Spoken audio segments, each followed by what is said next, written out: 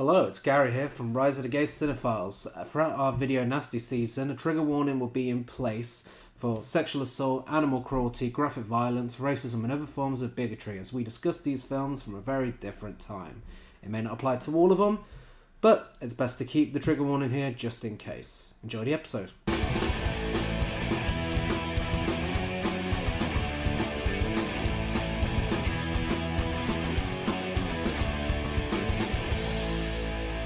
Welcome to Rise of the Gay Cinephiles, the show where we, two gay cinephiles who watch way too many films, discuss various themes and eras of cinema. I'm Gary. And I'm Chris. And for this season, we're discussing all 72 films from the video Nasties DPP List in alphabetical order, including, this week, a dorm that happens to drip blood, a killer that wields a drill. That sounded better in my head. A film that may leave you eaten alive, dead that is pretty evil, and Speak that's also a bit evil as well. Right, okay. It's easier when you got a theme. Yeah. Yeah, the last two episodes we've had a theme. Obviously C is for cannibals, D is for don't. This is for everything that's left over. Yes. Yeah, we're getting closer to the end. Less than 10 left of these episodes. Well, we're not quite halfway there. There is, I do think, obviously, cannibal and don't have made the first half heavier. Because there are a lot of key words in these films. Cannibal don't seem to be quite popular. Yeah. So it is a little heavier at this end, but yeah, we're almost halfway there, I suppose. Yeah. Really. Yeah. Which feels weird because we're still in the D's and the E's, but alphabetically we're not. But in the films we are. Well, before we get to today's films... Just over-explain it for everyone. You know exactly what I mean. What is new with Chris and Gary? Other than heartbreak at... And just like that, ending after 3 seasons. Yes. Sex and the City is coming to an end. Everyone's favourite hate watch. We enjoyed it, but yes, 2 episodes left. And I do think it's done. I do think it's going to be finished. Mm-hmm. I think... Personally, Sarah Jessica Parker has had enough. Yeah. I don't think this is the character that was meant to stick for her. So I think she's done with Sex and the City now. Sadly. She did her ode to Carrie Bradshaw on Instagram, and yeah, this is the end. But aside from that, though, we've watched some great stuff to keep us from being too sad. Including, but not limited to, Dead of Night, which was a nice little change for Elin. Although, to be honest, the 2 films that I've given 5 stars to from Elin are not strictly comedies. Pool of London and this. Pool of London being quite a heavy drama at times, and Dead of Night being a horror film. Yeah, I think Ealing are one of those... It happens a lot, I feel, with British studios. Ealing became synonymous with comedy. Yeah. But there's the horror, slightly, with this one. But there's a lot of drama there as well. Hammer. We've watched quite a few Hammer films that aren't horror. Mm-hmm. But they find their niche and they go for it. But this is a fantastic film. It's a shame we hadn't watched it previously, but yeah, really enjoyed Dead of Night. Great anthology film. Yeah, and Gate of Flesh was another standout as well. Yeah, Gate of Flesh. It's from 1988. From 1988. So there's a few versions of the novel. The most famous would be, excuse my pronunciation, but Seijun Suzuki's version in the 60s. This one is... I thought it was a remake, but it's just a retelling of that novel. And it was fantastic. Can't wait to watch the 60s version. I can't wait to read the book. It was really phenomenal. It's part of the Japanicky label. Do you call it a label? Line. A line from 88 Films, the sort of Blu-ray label. You would call that a label, wouldn't you? Yeah. You'd think I would be an expert on this, wouldn't you, by now? Seeing as my front room is fully loaded with Blu-rays. But yeah, so I was kind of expecting maybe something a little more shocking, violent or controversial, and it has its moments, but really it was a beautifully told story of found family, and as I said to Gary afterwards, Japanese cinema does so wonderfully. It's an anti-war film. Yeah, I highly recommend. Yeah, it's a film that and the beauty of these boutique labels, and to be fair, probably should be discussing that in Shelf Love. I've just realised, because actually, I think it's a fairly new release. Is it? Yeah. Yeah. So take that as one of our Shelf Love highlights. We purchased it at the weekend. Yeah. Yeah. Absolutely.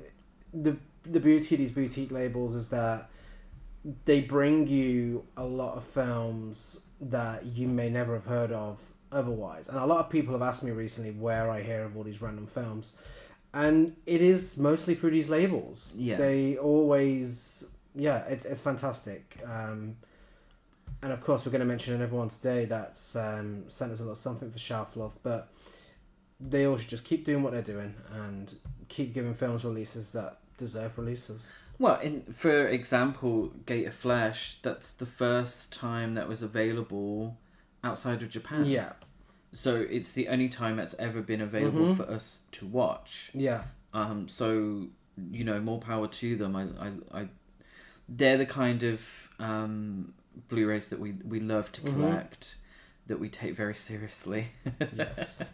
And, long may it continue. Yeah. We also watched together the Alison Brie and Dave Franco film. Yes. I really thoroughly enjoyed. It's nice to see. Now, don't get me wrong. I want the takeaway from the success of The Substance to be give more female directors big films to make, big opportunities, etc., etc. Give them the same opportunities that men get in the industry. I think the takeaway from The Substance so far has been, let's make more body horror films, which is also great. Yes. I'm always here for body horror films, and this film is definitely an example of that. My point of what I was just saying is, come on, let's see more mainstream horror films directed by women. That's what I'd like. But yeah, I digress. Yeah, no. Where was I going? Yeah. The body horror. Yeah. I do appreciate seeing body horror as weird, wacky, and out there as this on the big screen as a mainstream horror film, into a packed out cinema where there were some really great reactions from people and not people just being annoying. Particularly once it comes full circle at the end, I think it's just very bold. It's a very unique idea. Obviously, there's that current court case as to whether it's an original idea or not. Whoever came up with it, really original. Really refreshing to see something like this. It just takes something that a lot of people are afraid of and just makes it very literal. And it does that through comedy and horror, and it does it really well. Yeah, it packs a punch when it does do the body horror, but it's not just continuously trying to one-up itself and make you feel sick. It's got a little more to it. It says a lot about relationships and codependency, and it's just a really interesting film, but also very funny at times. Yeah, no, absolutely. And the highlight of the week, which I'm sure you will agree with, is something that when I first heard about this film, I never thought I'd be here saying. It's The Naked Gun. Yeah, the requel. Yeah, I'd say it's a requel. I mean, it was originally announced as a remake, and it is in no way a remake. It is a follow-on from the original films. And it just captures everything that they did so well within 2025. And, you know, as we've said on this podcast many times, our favourite comedy film is Airplane. Naked Gun is probably my second. That humour is very specific to the Zucker brothers and Abrams, who they collaborate with. It's very specific to them, and I didn't know someone else could do it this well. And they do. Yeah. We say it a lot on the podcast, is when a director or a writer is a fan of the films that they're writing the sequel or remake or whatever to, you can tell. And you can definitely tell with The Naked Gun, because it hits all of those same, for me, those sweet spots that the original did. That continuous gag after gag, and they're funny. And it doesn't get bogged down with, oh, this is so 2025 of us. It doesn't say that, you know, this is the difference between then and now. It kind of feels at times kind of timeless, because it parodies the same sort of films that The Naked Gun parodies, and then you have more updated stuff. It's just hilariously funny. This is my kind of humour. I love wordplay. I love deadpan. I just really, really appreciated it. Pamela Anderson looks obviously flawless, but is a wonderful comedian. Yeah.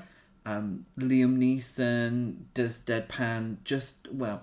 I don't think anyone did deadpan as well as Leslie Nielsen, but he definitely gives him a run for his money. Yeah. Really, really great in this. Really enjoyed it.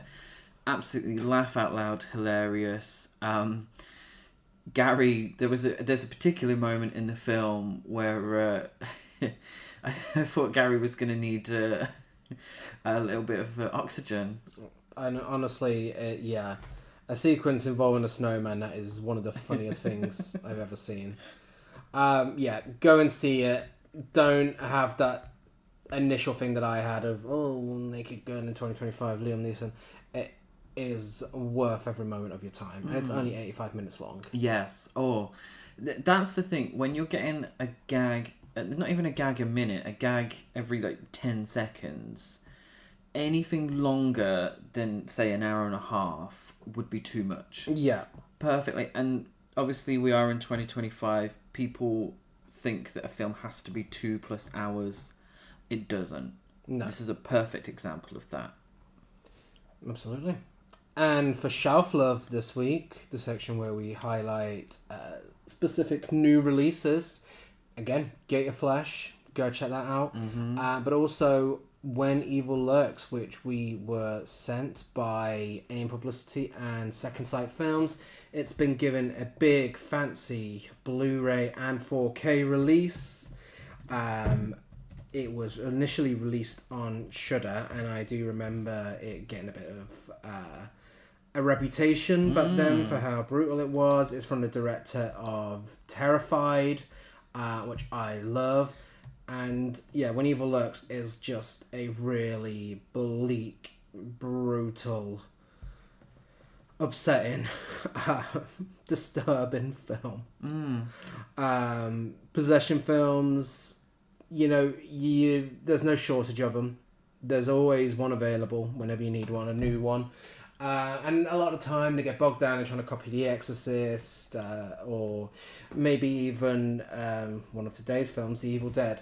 Whereas this feels like it's completely doing its own thing, and it's really original. It's really scary. It's horrifying. The director Damien Rigner, he knows exactly how to build suspense. There's so much tension in this film. And the payoffs are all great as well. Like, there's so many scenes that had me gasping out loud when we watched it. And it's so well made, really well acted. And Second Sight have knocked it out of the park, as always, with a stunning release that everyone should go and check out. Yeah, completely agree. Fantastic film. Glad to see it getting a real great release. And yeah, highly recommend it. Obviously, Terrified, a great film as well. Well, I was going to say, I mean, if any of the good folks at Second Sight are listening, get that on your list. Yeah. Get Terrified released. That would be fantastic in one of the big swanky editions. Yeah. Yeah, and When Evil Lurks, perfect for this week's episode. Evil seems to be the word. That is true. Not week. enough for E is for evil, but there's a few. Yes. Yeah. So with that being said, let's get back to those pesky nasties with The Dawn That Dripped Blood from 1982. Hey, what's wrong down there?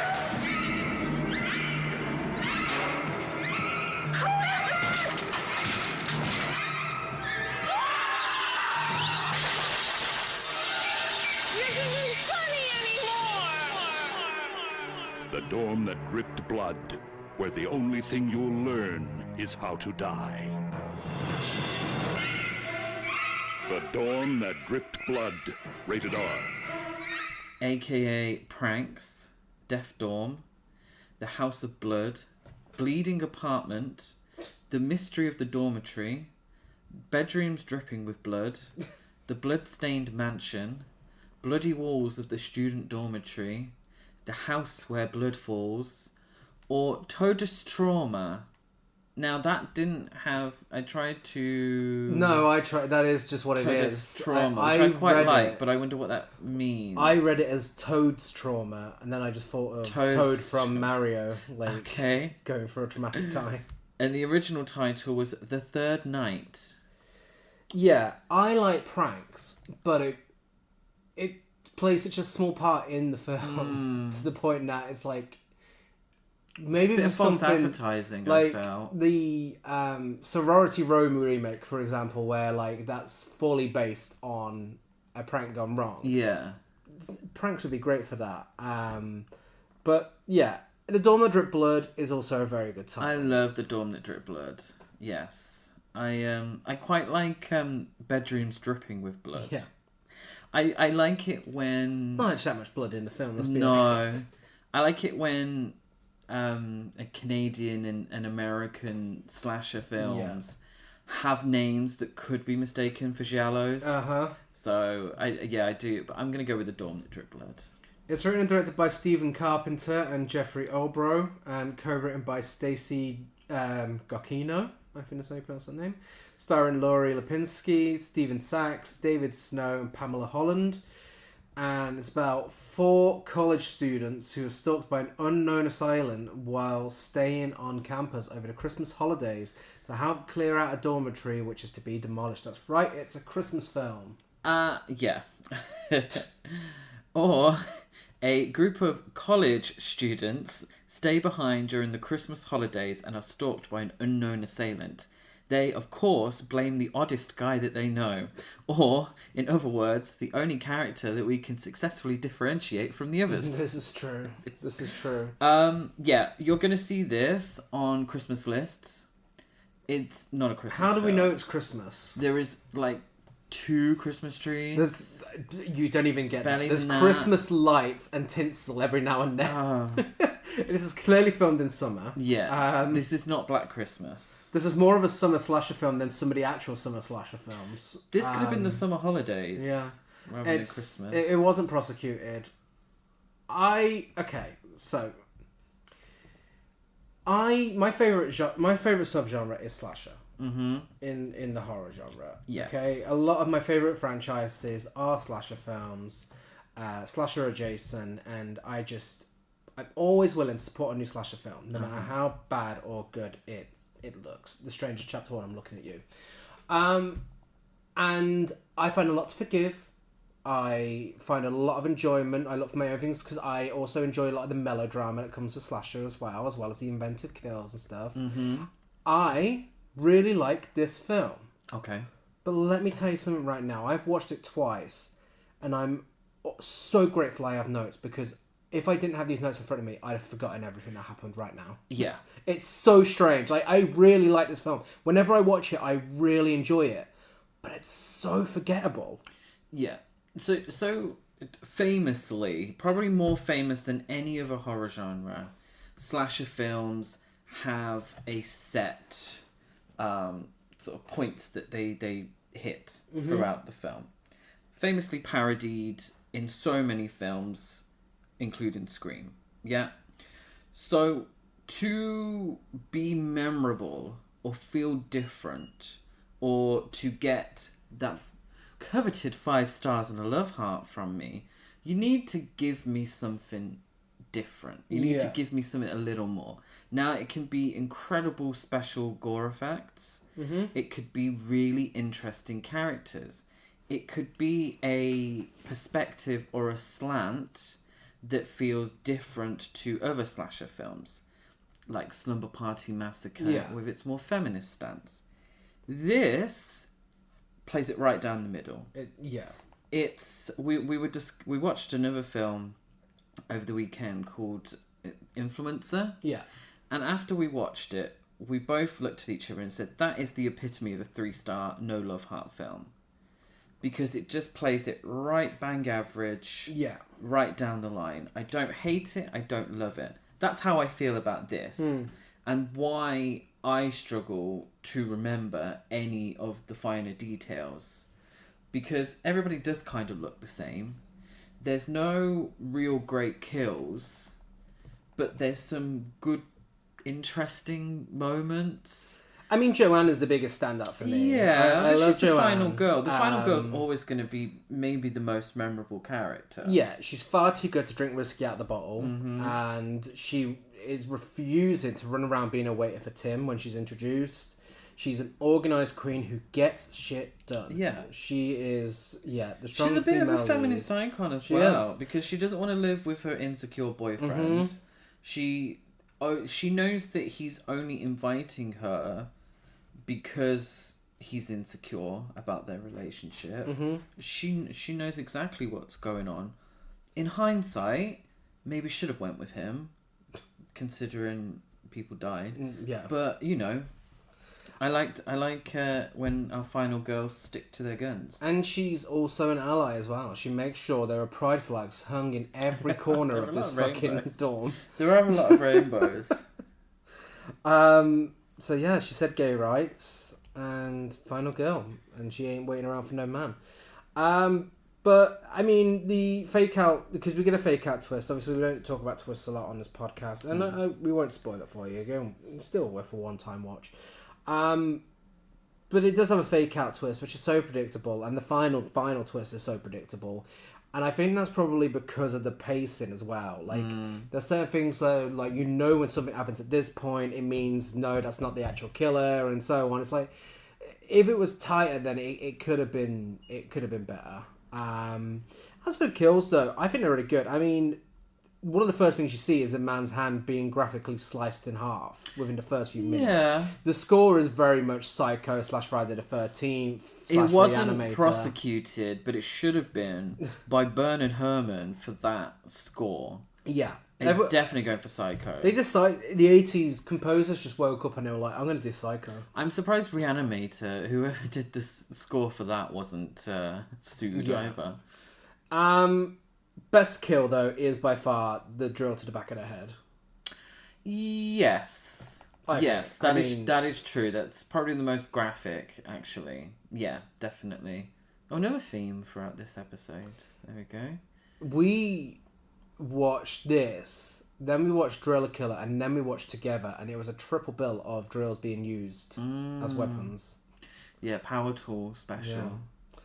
Yeah. It's fine. It's fine.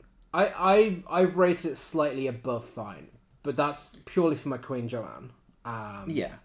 And all the pride flags. And that drill scene. Did you have a pin-up? I didn't. I can't remember anyone in the film. I remember Joanne. Should we just give it to...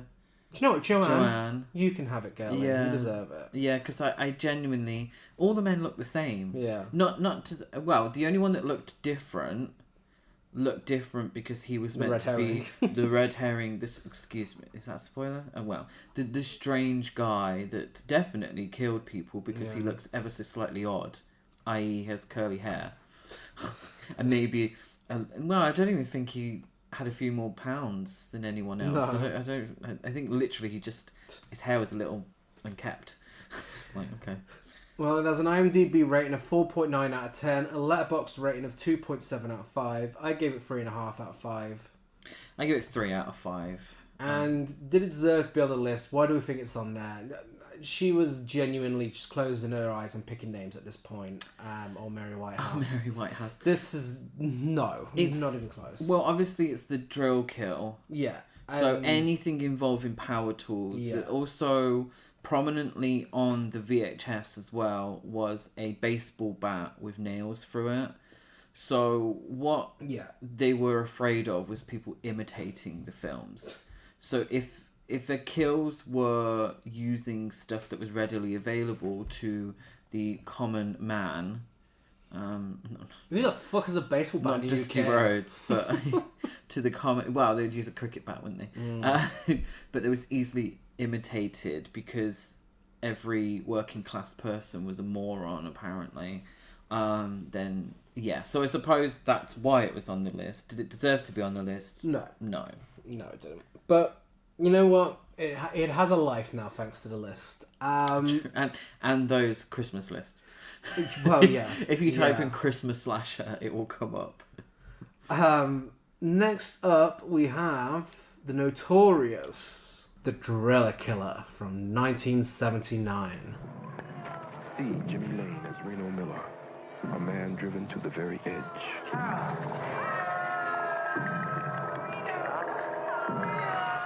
And then beyond.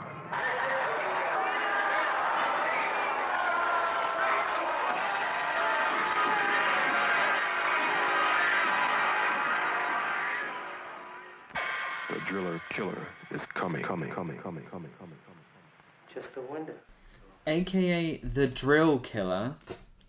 The drill catches. Now this is transliterated from Greek, so it's a bit on the nose. But the schizophrenic killer with the drill. Okay. Criminal implaceable. And the skull driller. Now the skull driller sounds more like a porn film. This is true. But I think the Driller Killer is a fantastic great name. Yeah, Fantastic name. It is. That's such a good name for a film. Written and directed by a director we have a bit of a love-hate relationship with, Abel Ferrara.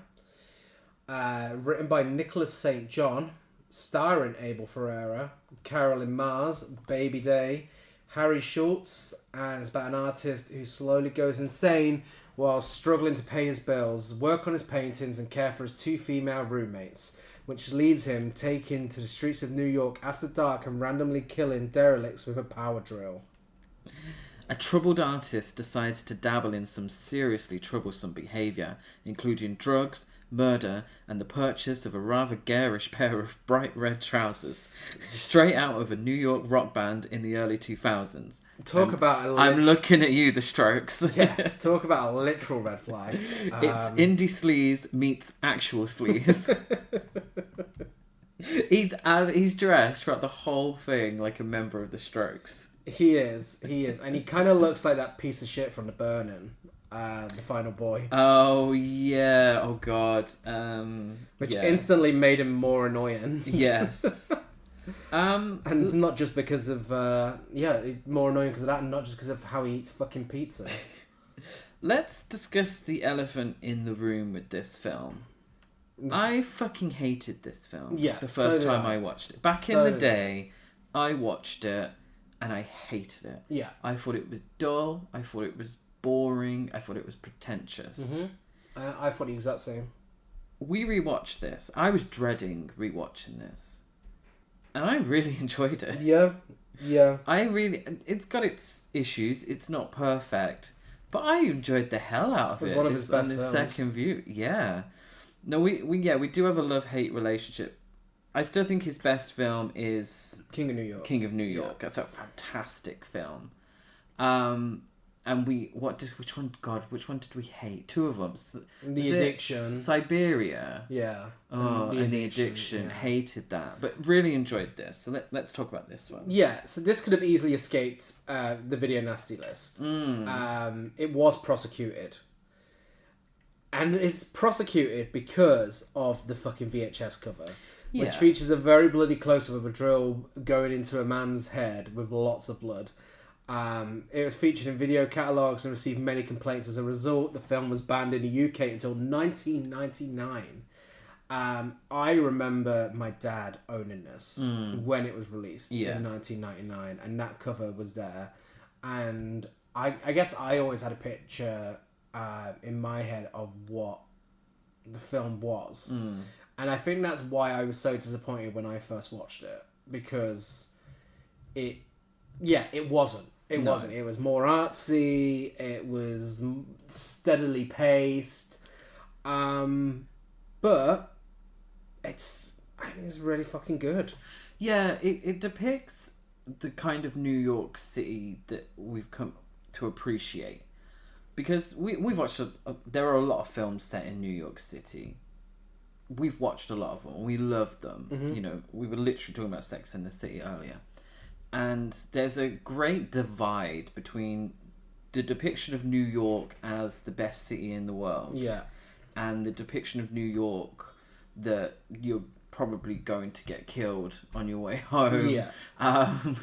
This is obviously in the latter. Yes, it is. Where it's the seedy, the disgusting part of New York, but also the part of New York that breeds interesting artists and bands and creates interesting films. And that's what I like about this. It has an energy about it. I like the cuts to the rock band. I can't remember their name. Yeah, Tony, Coca-Cola and the Roosters. Yeah, it feels very seedy, it's sleazy. and that's what you want from a horror film. Yeah. It makes you feel a little ugh. But it's also just a very, very punk film. Yeah. You know, it starts with a title card that says this should be played loud. Tony, Coca-Cola and the Roosters are always having a band practice with... especially when they're testing out the cunty backing singers at 2 a.m. That is true. That's what pushes our man over the edge. Yes. He goes and shouts on a homeless man's face after that, whilst they're just there trying to get their oops-shadoobies right. Yes. I mean, the lighting choices, even that as well, you know, it just screams punk. It feels like... it feels like something that you wouldn't be surprised to see, like the Clash of the Sex Pistols randomly show up in. But I mean, well, then again, that's probably not the best example. I'd say more New York Dolls and Ramones and Blondie, CBGB's energy. Yeah, no, absolutely. Yeah. But yeah, I mean, it's a punk backdrop, a little queer as well with a lesbian shower scene. There is. But the cynical part of me thinks that's just for a bit of cheap TNA. But if it was in the punk scene, then there's a good chance queer people would have been in that scene as well. Yeah, potentially. Like all the alternative types back then. Yeah. Okay. I want to go with that. Yeah, go for it. It's 1979, you know, we're never going to know. Who knows? So we might as well project. It's good. But yeah, it's all a backdrop to a whingy bitch who is given more and more excuses to be a whingy bitch, but with a drill to use as a weapon whilst various New York girlies slay around him. Yeah. As is true with most films, the women are, in my opinion, the more entertaining characters. Yes. And Baby Day, I mean... Yes. What an icon. She's from Baltimore. She moved to New York in 1973 when she was 16. After dropping out of school to study ballet and later to study jazz music. Oh. And Abel Ferrara found her one evening while she was working in a strip club in Manhattan, New York. Yes. While struggling to pay her bills as well as her drug addiction. So she used her stripper name of Baby Day because she was not a member of the Screen Actors Guild and this is her only film role. Oh. Well, we've got Carol Slaughter, which is a great name. She loves a good gossip over the morbid stories featured in the newspaper. Mm-hmm. So she's an original doom scroller. Yes. Bless her art. Maybe the most shocking scene, or the most disturbing, is when they eat pizza. It's disgusting. Incredibly loudly. It is absolutely revolting. Hey, if you're working on a small budget, you have to, a small budget horror film. You have to horrify the audience any way you can. I mean, and for the price of a pizza, play this film loud. Yeah, thanks for that. Very loud. R.I.P. headphone users. When you're not listening to people eating disgusting pizza, the soundtrack's actually pretty fucking great. Yeah. It's a really good soundtrack, and the kills, once he goes on his little rampage, the kills are great, and that one from the artwork is my favourite one, mainly because it's one of those where I'm left questioning how they did it. Yeah. Like, it looks so real, it looks so good, and it's just like, that's on such a low budget, that's really fucking impressive. I think they definitely went for, we're going to have one major scene that's going to be used in all the advertising. That's the one that's going to sell it, which is really clever. Yeah. When you're on such a small budget and such a small film. It says exactly what the film's about. Yeah. It's called The Driller Killer. So yeah, in my opinion, that is the best kill. Yeah. No. Hottest guy. Are there any? I mean, Abel Ferrara, maybe. God. His, in all honesty, his acting isn't great. It's not the best. There's a reason why he didn't continue acting and continued as a director. I was often torn in the film as to whether it was off-putting or whether it actually benefited the role. I think for me, it's still... when something's really sleazy and low budget and gritty is probably the best word to use. I do think sometimes bad acting adds to a feeling, but sometimes it can be really distracting. Yeah. When you watch something like John Waters, it's the acting isn't great in terms of prestige, but it's perfect for the tone of the film. Yeah. But I think in this case, it maybe becomes a little distracting. Yeah. Yeah, I mean, it doesn't get in the way of it being a good film. No, not at all. Not at all. Yeah.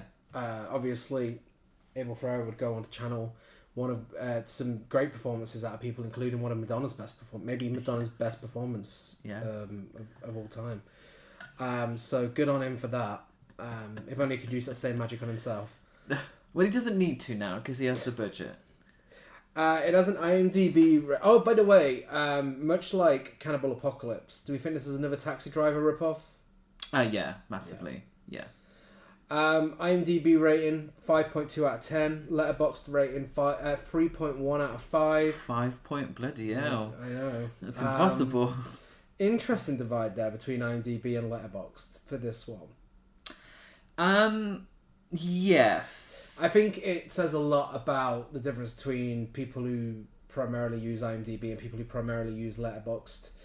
And I think there always is a clear divide. I do think people on Letterboxd actually prefer things that are a little artsier than the IMDb crowd. Yeah, I think for me, I stopped rating on IMDb a long time. You know, I use Letterboxd for it now. So my original rating is probably on IMDb. I wonder if it is, actually. That'd be very interesting. I mean, I originally gave it a 1.5. Yeah. So I didn't rate it on Letterboxd until this viewing. Yeah, I gave it 5. Yeah, 2.5. Yeah, so my rating now is 4 out of 5. Yeah. Let me change. Let me help you out, Driller Killer. There you go. I've changed it. There we are. And what is yours? 8 out of 10. Or So 4 out of 5. 4 out of 5, 8 out of 10. I'll do the maths for you. Thanks. Did it deserve to be on the list? Why did we think it's on? Well, we know why it's on there. Yeah, it's the drill. We know why it's on there. Yeah. Did it deserve to be on there? I mean, no. Not lesbians and drills. I know. You can have one or the other. But like I said, that scene is pretty fucking nasty, but the drill kill scenes are few and far between everything else of him just being pissed off in New York. So yeah, no, I think banning it's a bit extreme. It's and this is something we're realizing as well, and for the research we've been doing, is a lot of the time it's not necessarily the film itself. It's the marketing. Yeah, it's the video cover. So for The Dawn That Dripped Blood, the video cover, it was called Pranks, but the baseball bat with the nails was prominent. Yeah. The video cover for this is a man having a drill pushed into his head. It's gruesome. I'm not surprised. Yeah. Yeah. But the film itself, for the most part, doesn't necessarily live up to what it... I mean, there's that scene, but it's not exactly that throughout the whole thing. Drills are easily accessible, though, aren't they? They are, yes. And next up, a film of a killer who has two things that aren't so easily accessible. It's Eaten Alive from 1976. Created by Tobe Hooper, maker of the screen sensation The Texas Chainsaw Massacre. Marty Rustin presents a new horror classic, Eaten Alive. Into this house of terror comes a handful of unsuspecting innocents. Hello? What happens to these people in Eaten Alive will give you the most chilling, terrifying 90 minutes you ever spent in a theater. Eaten Alive, a VIP picture, rated R. AKA Starlight Slaughter, Horror Hotel Massacre, The Legend of the Bayou, Murder on the Bayou, Devoured Alive, The Crocodile of Death.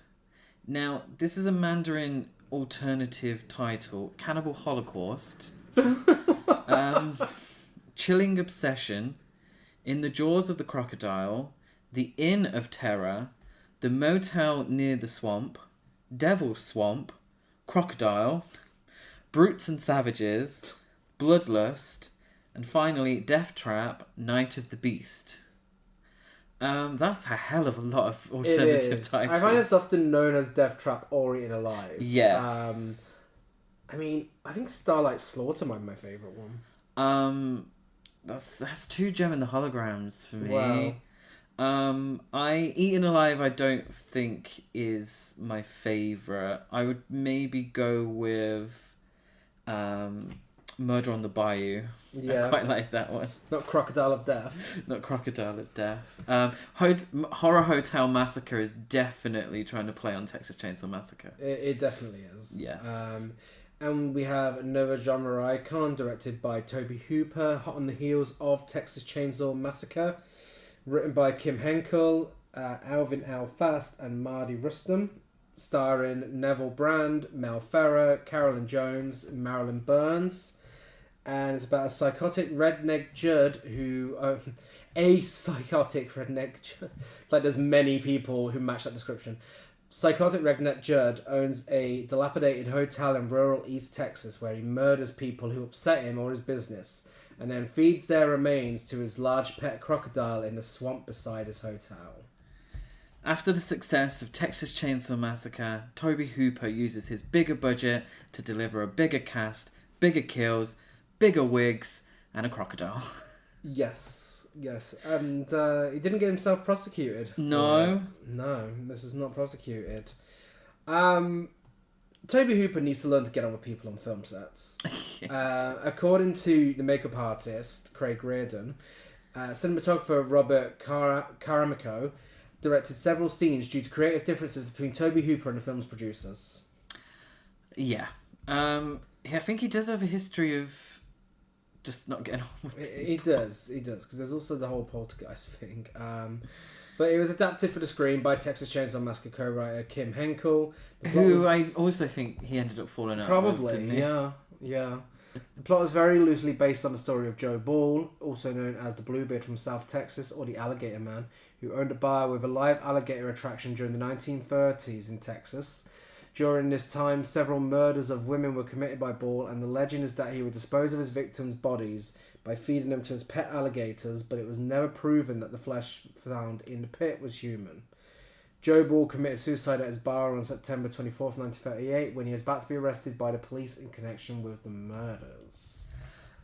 Ultimately, it's the film he did straight away after Texas Chainsaw Massacre. And obviously, Texas Chainsaw Massacre, cultural reset, one of the biggest horror films ever to exist. Mm-hmm.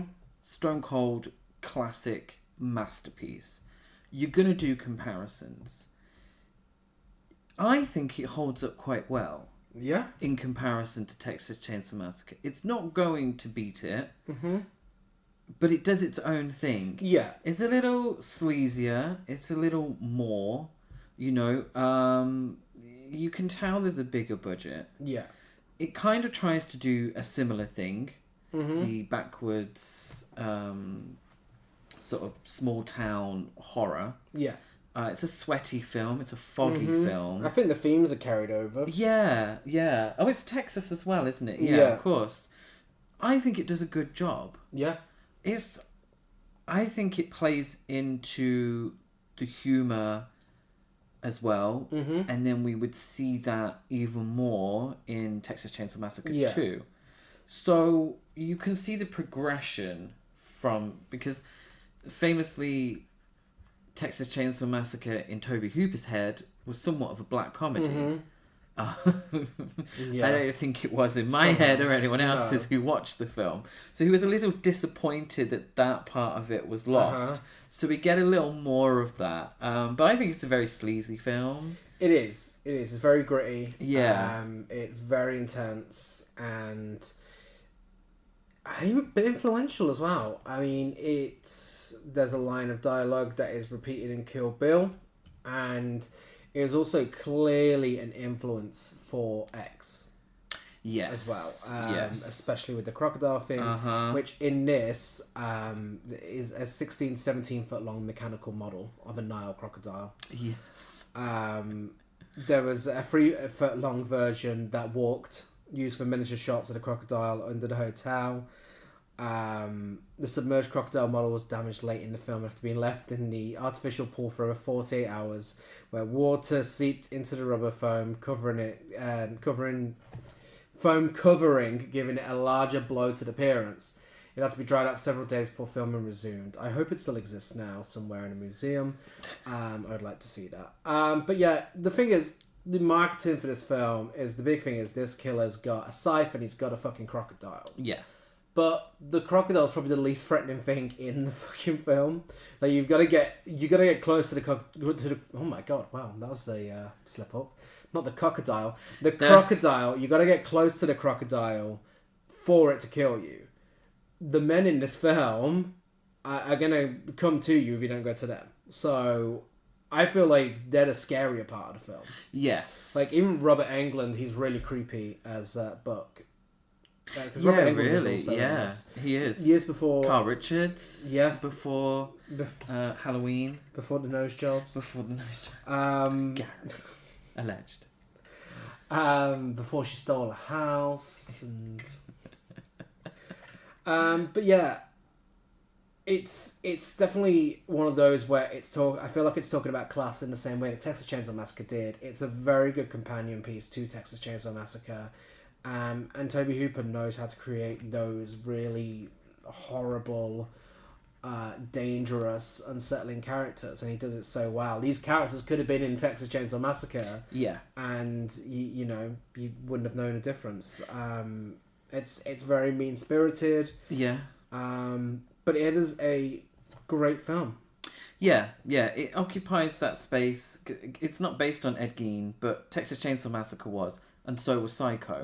And it's almost like a mashup of the two. Yeah. And it really works. I think it's great. Yeah, I think the best kill is the guy getting a scythe through his neck and then being fed to the crocodile.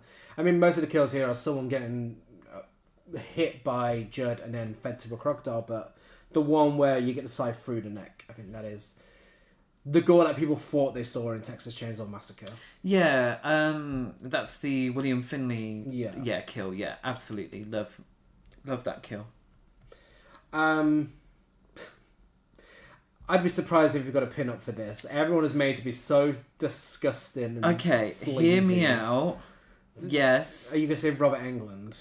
Not the character, but Robert Englund. There's a little something there, do you not think? No? If you just saw a still from the film without the context of his character, maybe. Well, there we go. Yeah, what do we think the general public think of the film? I'll tell you what they think. 5.5 out of 10 on IMDb. A 3 out of 5 on Letterboxd. And I give it 4 out of 5. I give it 4 out of 5. Did it deserve to be on the list? Why do you think it's on the list? I think deserve is a strong word. But is it more intense and sleazy than a few of the other films on this episode. Yeah, I think so. And I think it's on there because of the sexual violence and child endangerment. I think the Texas Chainsaw Massacre really pissed them off as well. Yeah, that was outright banned. That was section 3. Oh, okay. So that was on that list. Because I was always under the impression that Texas Chainsaw, has a long history. Yeah. But it wasn't available to watch until 1999. Yeah. For Texas Chainsaw Massacre. Yeah, I'd always assumed it'd been higher up on the Video Nasties list. So maybe if we do the section 3s one day, we can... we've already done a whole episode on Texas Chainsaw Massacre. True. If we do section 3, then maybe we can delve into that a little more. But yeah, what do you think about this one?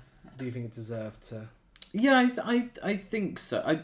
The thing is, I think the word deserved is... I don't think any film deserves to be on a censorship list. Do I think...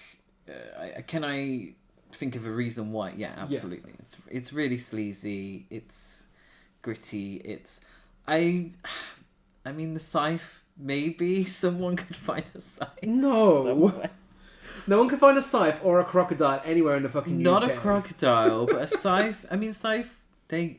actual farming equipment. Are they? Yes. Yeah, it's actual farming equipment, Gary. So that's how Michael Myers had one. Yeah. Yeah, so next up, we have the notorious, one of the... probably the most popular of the Video Nasties. It is The Evil Dead from 1981. I have seen the dark shadows moving in the woods, and I have no doubt that whatever I have resurrected is sure to come calling for me.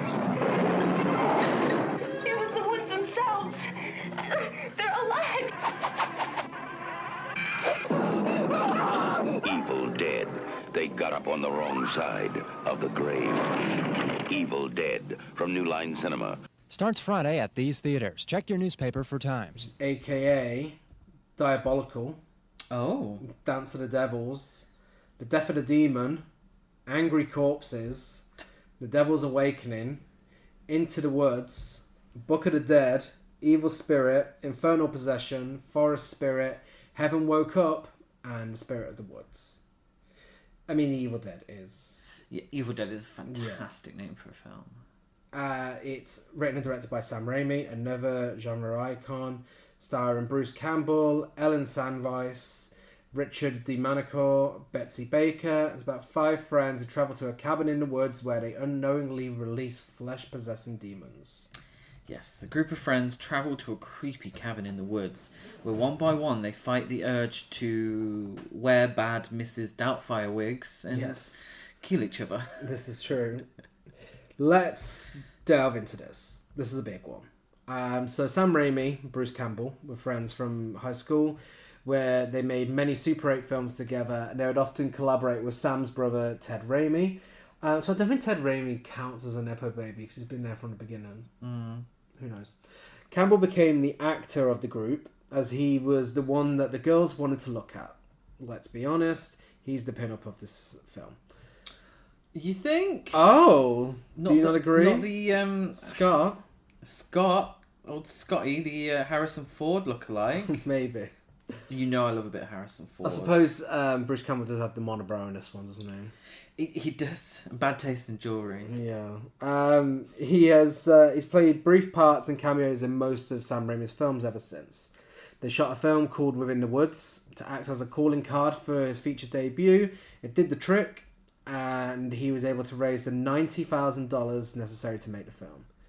The cabin used as the film set was also lodging for the 13 crew members, with several people sleeping in the same room. Living conditions were terrible. The crew frequently argued. The cabin didn't have plumbing, so the actors went days without showering. They fell ill frequently in the freezing weather. By the end of production, they were burning furniture to stay warm. Oh my God. It ran out of money, and only half of it was completed in the winter of 1980. And in order to complete it, Sam Raimi, Rob Tapper and Bruce Campbell did everything they could to complete the film, from taking out high-interest bank loans, borrowing money from friends and family, and even making cold calls to businesses around their hometown state of Michigan. The cold calls worked in that they actually got catering, gasoline, and other necessities that the cast and crew needed. Bruce Campbell put his family's property in North Michigan as collateral so that Sam Raimi not only could finish the film but could also blow it up to 35mm, which was required for theatrical releases. Sam Raimi was so grateful for this contribution to the point he put him as a co-producer, and history was made. Yeah. The first cut ran at 117 minutes, which Bruce Campbell called an impressive achievement in light of the 65-page length of the screenplay. It was then edited down to a more marketable 85 minutes. The original version was conceived as a horror drama with the occasional joke to bring some levity, and would focus on the terror that made it to the final product, but also the tragedy of Ash slowly losing his mind and his guilt for not being able to save them. After watching the first cut, they all agreed that the film was already grim enough and trimmed it to a straight horror film. It was shown to everyone willing to watch it within the industry, and eventually Sam Raimi met Irving Shapiro, the man who was responsible for the distribution of Night of the Living Dead and other famous horror films, and he took it on. And it was his idea to not use the title Book of the Dead because it made the film sound boring. Raimi brainstormed several ideas and eventually went with The Evil Dead. Premiere screenings took place with blood donor stations giving free tickets to the film, along with pin badges stating I bled for The Evil Dead. Film was shown to Stephen King, and it was his glowing endorsement, which was used on all the ads and posters, that really sold it to the public when it was sold to New Line Cinema after. And it's gone on to spawn multiple sequels, video games, action figures, comic books, including the Marvel Zombies crossover, a TV series, and a musical theatre show. And amidst all of that, Mary Whitehouse showed this film in court to support the idea of video nasties. Oh, wow. Although the pre-VRA video was the version the BBFC had already cut and passed as X. Dumb bitch. It was removed and re-added to the video nasty list several times, but was never successfully prosecuted. And that's The Evil Dead. Yes, that's the history of The Evil Dead. It's weird that this is the one that they would choose, just because it's pretty much a horror comedy. It's so ridiculous. Yeah. That I never found this scary. Correct me if I'm wrong, but I never particularly found this scary apart from the first time I watched it, which I'll tell you about. Yeah. I've always found it quite funny because it's so silly. Mm-hmm. It's ridiculous. It's a ridiculous film. And in the sequel, they take it one step further and make it a pure comedy. Yeah. First time I watched this, it was one of those... it wasn't one of those films. I'd been round my auntie's house and we'd seen her VHS collection. And this was the one. And we said, can we borrow it? And she said yes. And we were a bit too young. And we started watching it. And... I said, I couldn't watch it. I was too scared. No, I was way too young. This is before I'd even heard of Scream. I was way too young. And I said, no, I can't watch it. And I lied. And I said that because the dubbing was slightly off, it was giving me a headache. When really I was too scared to watch it. Obviously, years later, watched it, loved it. Great film. But yeah, that's my history with it. Yeah, I've always thought the first film has been really scary. I think Evil Dead 2 is maybe the greatest horror comedy of all time. But this first film, I've always found just the amateurness, the grittiness to it to be really scary. Particularly with the makeup as well, because again, you know, it's cheap and cheerful, but there's just something about it that I don't know, just gets under my skin. And the use of the fog, the soundtrack, the sound design, the cinematography, obviously the famous Sam Raimi cam of the going through the woods really fast and stuff. It's just, yeah, I've always thought this film has been really creepy. But massively entertaining, a work of genius. Like the fact that Sam Raimi did this on such a small budget, and it is one of those productions where you can tell that it was a group of friends making a film. Yes. The fact that it's gone on to the success that it has is wild, but completely understandable all the same. It's a game changer. Herschel Gordon Lewis brought in splatter in the 60s, and I just think Sam Raimi shook it up. Yeah. and gave us something really unusual and original for 1981. I mean, amongst some of the most shocking stuff in the film, it's difficult to give a best kill because technically most of the people who are killed come back to life. So technically, I mean, I'm sure everyone who's listened to this has seen the film, but the Deadite stop motion melting and such at the end is phenomenal. I love those effects. Probably more appropriate to go for like a nastiest scene rather than a best death scene though, and obviously the pencil. Yes, that's really what always disgusting. Stuck out for me. Yeah, really, really gross, and sounds disgusting. But of course, the infamous tree rape scene. Yes, which Sam Raimi has obviously gone on record to say he regrets doing that. Yeah. He regrets having that in there. And the actress from that scene, Ellen Samwise, has said that, you know, she knows it would be done differently today. And she said that it wouldn't be characterized as tree rape, and that the intention in the script was trees coming to life and attacking Cheryl, but they just kept going further with it. But she said, obviously, doing it nowadays, which in 2013 when it does, and it does come across more like the trees are attacking, and the idea of it possessing her by going in her is dealt with a lot better and less sexualized. And I think it could have been that way in this film had they not had those close-up shots of her top being ripped open. Yes, yeah, it's my biggest bugbear with the film.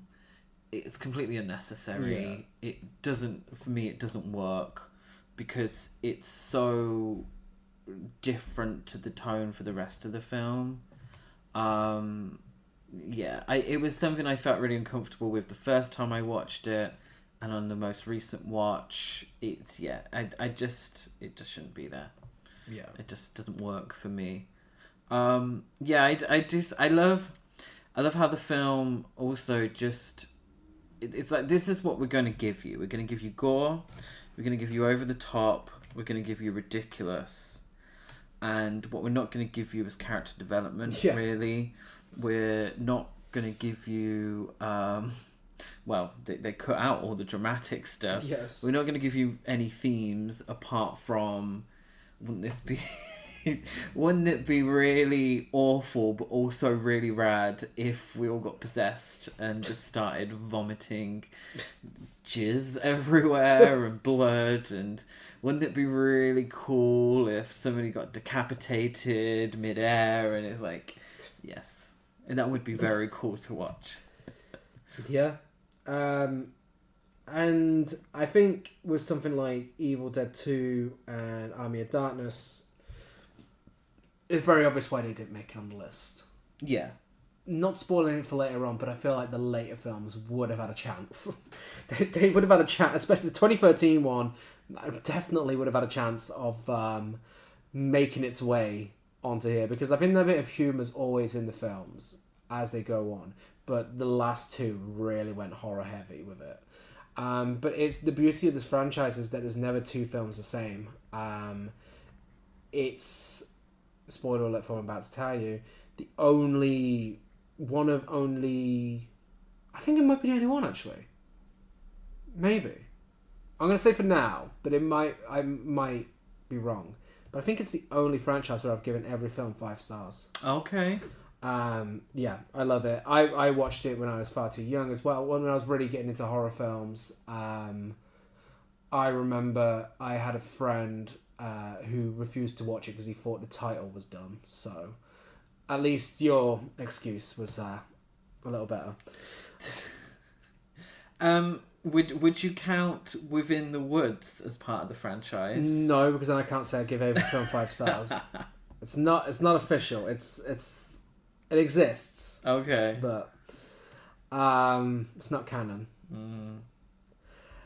It's got an IMDb rating of 7.4 out of 10, a Letterboxd rating of 3.7 out of 5, and as I've just said, I gave it 5 out of 5. I give it 4 out of 5. Did it deserve to be on the list? Why do we think it's on the list? I mean, the tree scene is why it's on the list. The tree scene specifically would definitely get it on the list. I also think the excuse me, the BBFC as they were would completely misinterpret the humour. Oh yeah, and just see the gore and all of that. Yeah, I don't think it was the best example for Mary Whitehouse to use, but I can see why she would have used it, because she was called the Evil Dead as well. Yeah, so she was definitely a god botherer as well. Uh-huh. So she would have mistaken it for Satanic and all that bullshit. So yeah, I can see why it would have pissed her off. Yeah, which just really makes it even better. I know, which makes it highly recommended. Yes. And finally, our final film for this episode, we have more evil, but this time it's Evilspeak from 1981.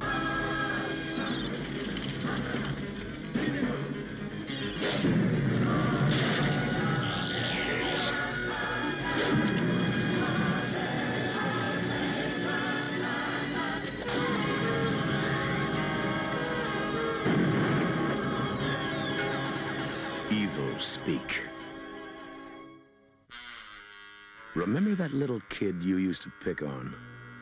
Well, he's a big boy now. AKA Satan's Messenger, Black Mass, Computer Murder, The Devil's Friend, Satan's Promise, Devilspeak, The Demonic Voice, The Sinister Contract, and The Devil's Scream. I'm struggling to care about any of these. Satan's Messenger, maybe? Computer Murder. I mean, Computer Murder for 1981. I like Computer Murder. I like that one. It's maybe not quite accurate enough, but Computer Murder, yeah. I hate Evilspeak. Do you? I hate that it's all one word. Like a surname? Evilspeak, yeah. Yeah, I don't like Evilspeak as a title. Was written and directed by Eric Weston. This is his directorial debut. Very bold debut. Co-written by Joseph Garofalo, starring Clint Howard. He was a regular on when we did Horror Cult Trash Ever. He was always in every film we fucking B-movie legend. R.G. Armstrong, Joseph Cortez, and Claude Earl Jones. It's about an outcast military cadet who taps into a way to summon demons and cast spells on his tormentors through his computer. Yes, in this horror fantasy, we're invited to ask, what if instead of good, computers were a vessel for evil? Imagine that. I know. Wow. Imagine then. Yeah. Computers getting smaller and smaller and smaller, and being even more evil. Yes. Imagine. Imagine. That never happened to us. Clearly they didn't want people knowing about that glimpse into the future because it was prosecuted. Interesting that a Warner Brothers film was prosecuted. A studio film. Yeah. I still feel like it'd be a B movie. Yeah. Studio but B movie. So yeah. So apparently there's another version of this out there. The original cut of the film, which was submitted to the ratings board, contained even more footage than the uncut DVD release, including more special effects as well as extensions of the bathtub scene and the cadet having his heart ripped out. But their laboured efforts to find a copy of this version have just always failed, and it's likely to be gone forever.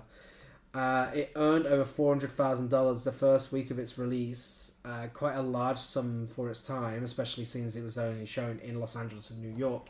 So it was a success, and it was Warner Brothers. They did all the cuts and everything, but still prosecuted.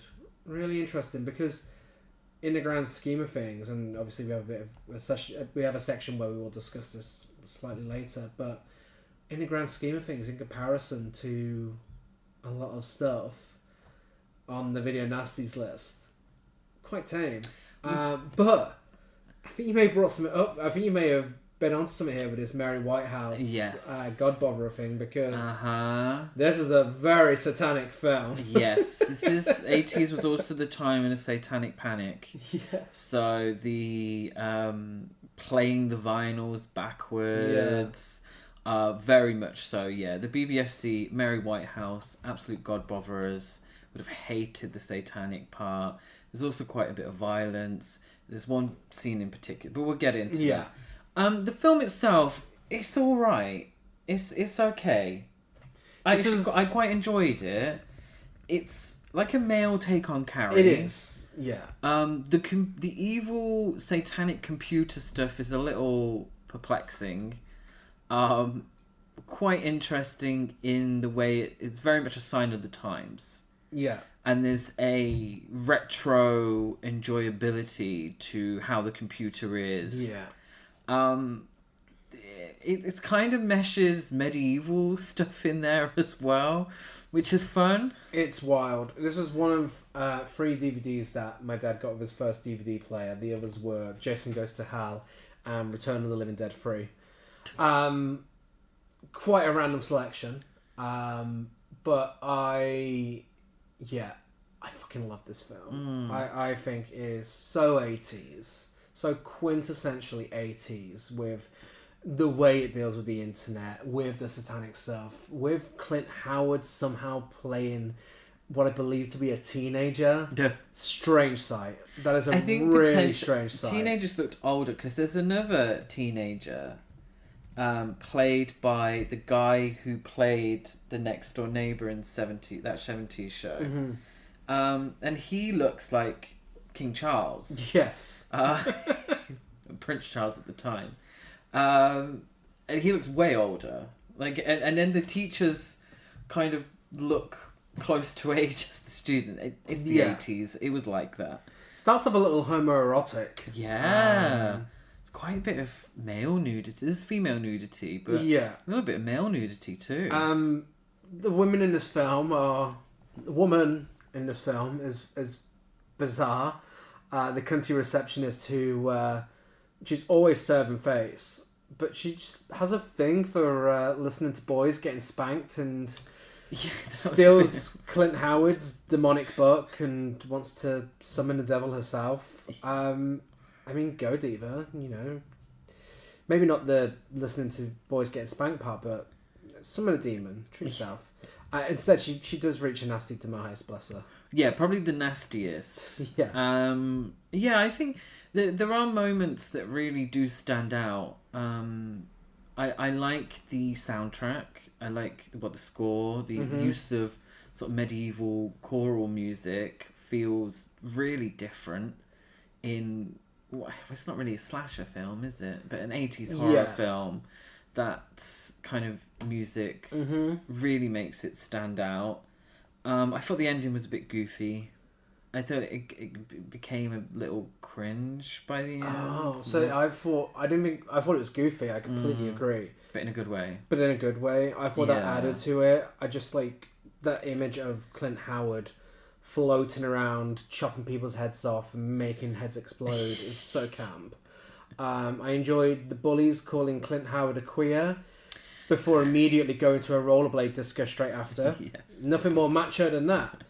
The janitor's head gets spun around. And my favourite death is the nail to the priest's head. Yeah. But I love that sequence. It's just... They're just like... I mean, obviously, Carrie is an expertly made, perfectly crafted and timed thriller horror that everything is planned. Everything is so precise in that film that happens. That leads to that moment when that bucket falls. And that's the genius of Brian De Palma. This film watched that, ignored all of the craft that goes into building suspense, and was just like... Nah, just Clint Howard floating, have a pig face at one point. Sure, we'll just do everything. We'll just go ridiculously over the top and do everything. Yeah, it's like, what do boys like? They like computers. They like the military. Yeah. They like boobs. Yeah. Do they like pigs? Yeah, boys like pigs. It's a bit Carrie, but for men. Yeah, pretty much. But inadvertently became camp. Yeah, it is. There's a scene that stuck with me. An older chef. Yeah. Who takes a liking to Cooper Smith. Mm-hmm. He cooks him a meal. I feel sorry for him, but he's not wearing a shirt, just an apron. But there's no reason given for him to not be wearing a shirt underneath. Yeah, he's also called by his surname for the whole thing, but his surname is Cooper Smith. Yeah. Which makes me think his full name is Cooper Smith. It really annoys me. Because it feels like they keep full naming him, but his surname's Cooper Smith. Stanley Cooper Smith. But I like it. It is goofy. I think too much at times. But it's pretty ridiculous, over top. I think it's interesting. It's a very interesting film and an interesting video nasty, because it feels like it doesn't quite fit the mold that you expect. It's a studio film. It's a bit cheesy. It is violent, but there's also a little bit of... You can tell there's a bit of a budget there. Yeah, it's an interesting film. Yeah. That I would recommend it. I would. Yeah. Yeah. I could talk for a while about this one and its place in 80s cinema and the way it falls in between the 80s horror and 80s teen films. I think for 81 as well, the computer itself makes it feel maybe a little more modern than a lot of the other films. Even the ones... Because you look at something like Driller Killer and Evilspeak. Yeah. Technically, it's only 2 years between them, but it feels a lot longer. Yeah. Yeah, absolutely. IMDb rating has a 5.6 out of 10. Letterboxd rating 3 out of 5. My rating is 4 out of 5. My rating is 3.5 out of 5. Who's your pin-up? Well, I mean, do we say Clint Howard? I mean, I think because we feel sorry for him, maybe that helps. Yeah, maybe. Prince Charles, no.